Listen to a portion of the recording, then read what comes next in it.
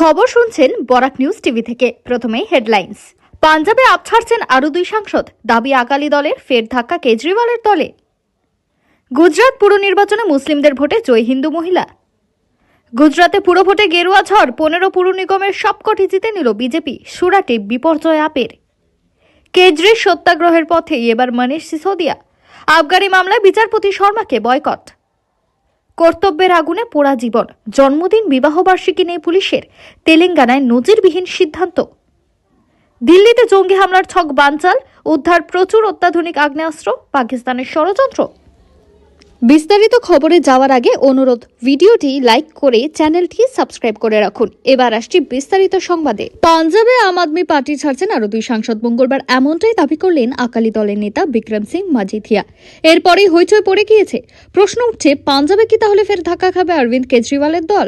এদিন বিক্রম তার সমাজ মাধ্যমে লেখেন, আরও একটা দিন আসছে, আবার দল বদলের হিড়িক। সূত্র মারফত জানা যাচ্ছে 2 আপ সাংসদ শীঘ্রই দল ছাড়তে পারেন। ঘন ঘন দল বদলকারীদের তালিকা কেবল বেড়েই চলেছে। পোস্টটি তিনি কেজরিওয়াল এবং পাঞ্জাবের মুখ্যমন্ত্রী ভগবন্ত মানকে ট্যাগ করেছেন। যদিও বিক্রমের এই দাবি নিয়ে এখনো কোনো প্রতিক্রিয়া দেয়নি আপ। উল্লেখ্য, যাবতীয় জল্পনার অবসান ঘটিয়ে বিজেপিতে যোগ দিয়েছেন রাজ্যসভার প্রাক্তন আপ সাংসদ রাঘব চাড্ডা। তার সঙ্গে বিজেপিতে যোগ দিয়েছেন আম আদমি পার্টির আরও 6 সাংসদ। তারা হলেন স্বাতি মালিওয়াল, হরভজন সিং, অশোক মিত্তল, সন্দীপ পাঠক, রাজেন্দর গুপ্তা, বিক্রম সাহানি। যার অর্থ আপের মোট 10 জন রাজ্যসভার সাংসদের মধ্যে 7 জনই এখন বিজেপিতে। ফলে আপের অন্তরে অসন্তোষ যে চরম আকার নিয়েছে তা অস্বীকার করার উপায় নেই। গোধরা, গুজরাটের এই শহরের সঙ্গে আষ্টে পৃষ্ঠে জড়িয়ে রয়েছে সাম্প্রদায়িক হিংসা। আজও দেশবাসীর মনে কাঁপুনি ধরিয়ে দেয় 24 বছর আগে ঘটে যাওয়া ভয়ানক হত্যালীলা। কিন্তু সেই গোধরার মাটিতে দাঁড়িয়ে হিন্দু মুসলিম ঐক্যের অসামান্য নিদর্শন রচনা করলেন আম জনতা। মুসলিম ভোটাররা সকলে মিলে পৌর প্রতিনিধি হিসেবে বেছে নিলেন এক হিন্দু নেত্রীকে। মঙ্গলবার ভোটের ফল প্রকাশ হতেই নজর কেড়েছে গোধরার এই পরিসংখ্যান। মঙ্গলবারের ফলাফল বলছে, গুজরাটে পুরো ভোটে গেরুয়া ঝড়। সেখানে 15টি পুর নিগমের সবকটিতেই জিতেছে বিজেপি। 50% বেশি ভোট পড়েছে গেরুয়া শিবিরে। আহমেদাবাদ 192 আসনের মধ্যে 146টি জিতে নিয়েছে বিজেপি। রাজকোট, ভদোদরাতে 65টি করে আসন পেয়ে পুরসভার দখল নিয়েছে মোদি শাহর দল। সুরেন্দ্রনগর, জামনগর, পোরবন্দর, করমসদ, আনন্দ, নাদিয়াদ, নবসারি, বাপি এবং মোরবি সহ 15টি মিউনিসিপ্যাল কর্পোরেশনে সংখ্যাগরিষ্ঠ আসনে জিতেছে বিজেপি। ডায়মন্ড সিটিতে এবারে বিজেপি জিতে নিয়েছে 115টি আসন। গুজরাতে পুরো ভোটে গেরুয়া ঝড়। সেখানে 15টি পুর নিগমের সবকটি জিতে নিল বিজেপি।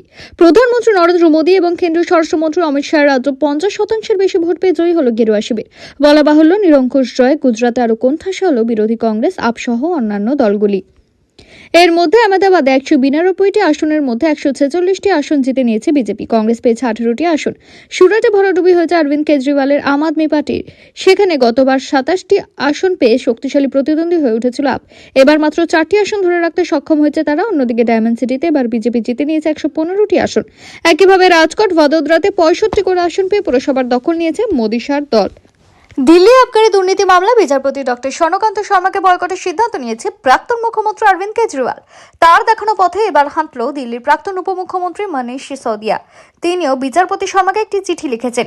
সেখানে মনীষ সাফ জানিয়ে দিয়েছেন তিনি এই মামলায় আর তার আদালতে হাজিরা দেবেন না। মনীষের কথায়, বিচারপতির উপর আমি আস্থা হারিয়েছি। সত্যাগ্রহের পথ অনুসরণ করা ছাড়া আমার কাছে আর কোনো উপায় নেই।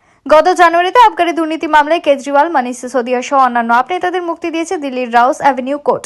সেই নির্দেশকে চ্যালেঞ্জ করে নতুন করে দিল্লি হাইকোর্টে আবেদন জানিয়েছে কেন্দ্রীয় তদন্তকারী সংস্থা সিবিআই। সেই মামলার শুনানি চলছে বিচারপতি শর্মার বেঞ্চে। কিন্তু আপের দাবি, বিচারপতি শর্মা পক্ষপাতদুষ্ট। তিনি যাতে আবগারি দুর্নীতি মামলা থেকে সরে যান এবং সেই আবেদনও জানান কেজরিওয়াল সহ অন্যান্য অভিযুক্তরা। কিন্তু সেই আবেদনও খারিজ হয়ে যায়। এই মামলায় নিজেই সওয়াল করেছিলেন দিল্লির প্রাক্তন মুখ্যমন্ত্রী।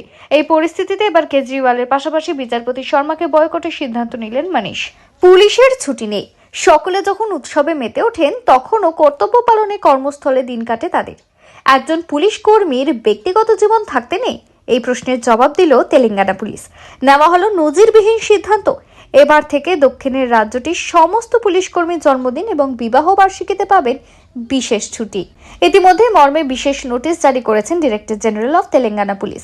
সেখানে বলা হয়েছে, কর্মীদের মানসিক স্বাস্থ্য ভালো রাখতে, কাজ ও ব্যক্তিগত জীবনের মধ্যে ভারসাম্য আনতে এবার থেকে জন্মদিন এবং বিবাহ বার্ষিকীতে বিশেষ ছুটি পাবেন তেলেঙ্গানার পুলিশ কর্মীরা। উল্লেখ করা হয়েছে, ছুটি বাতিল হতে পারে একমাত্র এমার্জেন্সি ডিউটির ক্ষেত্রেই।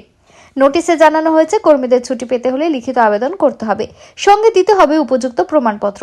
নির্দেশিকা আরও বলা হয়েছে, তেলেঙ্গানা পুলিশ বাহিনী নিরলস নিষ্ঠার প্রতি কৃতজ্ঞতা স্বরূপ এই পদক্ষেপ গ্রহণ করা হয়েছে। ডিজি নির্দেশিকা আরও বলা হয়েছে, তেলেঙ্গানা পুলিশের প্রত্যেকটি সদস্য যাতে পদমর্যাদা নির্বিশেষে তাদের জীবনের গুরুত্বপূর্ণ দিনগুলিতে পরিবারের সান্নিধ্যে কাটানোর সুযোগ পান, তার জন্যই এই উদ্যোগ নেওয়া হয়েছে। রাজধানীকে রক্তাক্ত করার ষড়যন্ত্র, দিল্লিতে জঙ্গি হামলার ছক বানচাল করলেন গোয়েন্দারা। মঙ্গলবার রাজধানীর বেশ কয়েকটি এলাকা থেকে উদ্ধার হয়েছে প্রচুর অত্যাধুনিক আগ্নেয়াস্ত্র, যা বড় ধরনের হামলার উদ্দেশ্যে বিভিন্ন জায়গায় পৌঁছে দেওয়ার পরিকল্পনা ছিল বলে অনুমান করা হচ্ছে। সূত্রের খবর, এই ষড়যন্ত্রের নেপথ্যে পাক মদতপুষ্ট জঙ্গিদের হাত রয়েছে। তদন্তকারীদের একটি সূত্রের খবর, এদিন সকালে মোট 18টি অত্যাধুনিক আগ্নেয়াস্ত্র উদ্ধার করেন নিরাপত্তা কর্মীরা। ঘটনায় গ্রেপ্তার করা হয়েছে 9 জনকে। তাদের কাছ থেকে বাজেয়াপ্ত করা হয়েছে আগ্নেয়াস্ত্রগুলি। জানা যাচ্ছে, আগ্নেয়াস্ত্রগুলি প্রথমে বিহারের মুঙ্গেরে পাচারের পরিকল্পনা ছিল তাদের। তারপর বিভিন্ন অস্ত্র কারবারি চক্রের মাধ্যমে সেগুলি দেশের বিভিন্ন রাজ্যে ছড়িয়ে দেওয়ার পরিকল্পনা চলছিল। তদন্তকারীরা জানাচ্ছেন, এই ষড়যন্ত্রের সঙ্গে লুকিয়ে রয়েছে শাহবাজ আনসারি। সে উত্তরপ্রদেশের খুরজার বাসিন্দা। শাহবাজ জাতীয় তদন্তকারী সংস্থার মোস্ট ওয়ান্টেড তালিকাভুক্ত। সে সিধু মুসেওয়ালা হত্যাকাণ্ডেও অন্যতম অভিযুক্ত।